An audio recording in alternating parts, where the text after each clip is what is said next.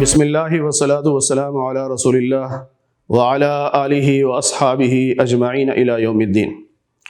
اللہ تعالیٰ نے مسلمان مرد و عورت جو بالغ ہوں ان پر روزوں کو فرض کیا ہے کہ رمضان کے روزے ان پر فرض ہیں، چاہے وہ 29 ہوں یا 30 ہوں، وہ روزے فرض ہیں۔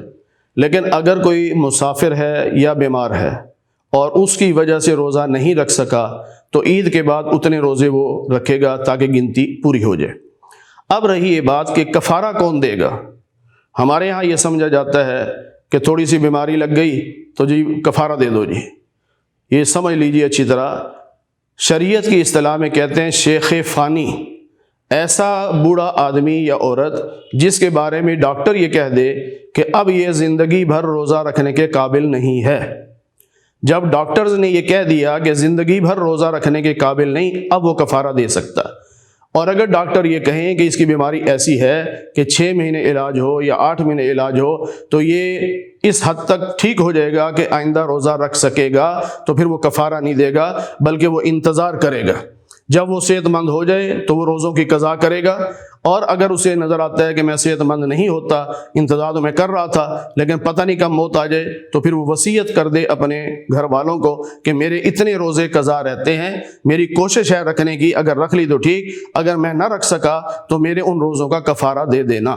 لیکن کفارہ تبھی ادا ہوگا جب ڈاکٹر یہ کہہ دیں کہ یہ شیخ فانی ہے، یہ اتنا بیمار ہے کہ یہ روزہ رکھنے کے قابل نہیں۔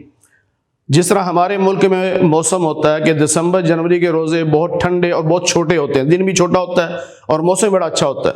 اگر کوئی شخص ان دنوں میں روزے رکھ سکتا ہے اور ان دنوں میں نہیں رکھ سکتا، بیماری اس کو ایسی ہے، تو وہ انتظار کرے گا ان دنوں کا۔ ان دنوں میں اگر وہ روزے رکھ سکتا ہے تو کفارہ نہیں دے گا بلکہ ان روزوں کی قضا کرے گا۔ تو یہ چیز کو اچھی طرح سمجھنا چاہیے۔ یہ نہیں ہے کہ ذرا سا ہی بیماری ہوئی تو ہم نے کہا جی میں روزے نہیں رکھتا کفارہ دے دوں، اس طرح نہیں ہے۔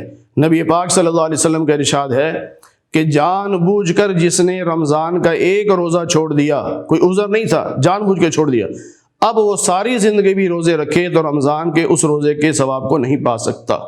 لیکن دوسری طرف یہ بھی سمجھ لیں کہ اگر مجبوری کی وجہ سے روزہ چھوٹا ہے تو رمضان کے بعد جب بھی وہ روزہ رکھے گا اللہ تعالیٰ اپنی رحمت سے اسے رمضان ہی کا ثواب عطا فرمائیں گے۔ وآخر دعوانا ان الحمد للہ رب العالمین۔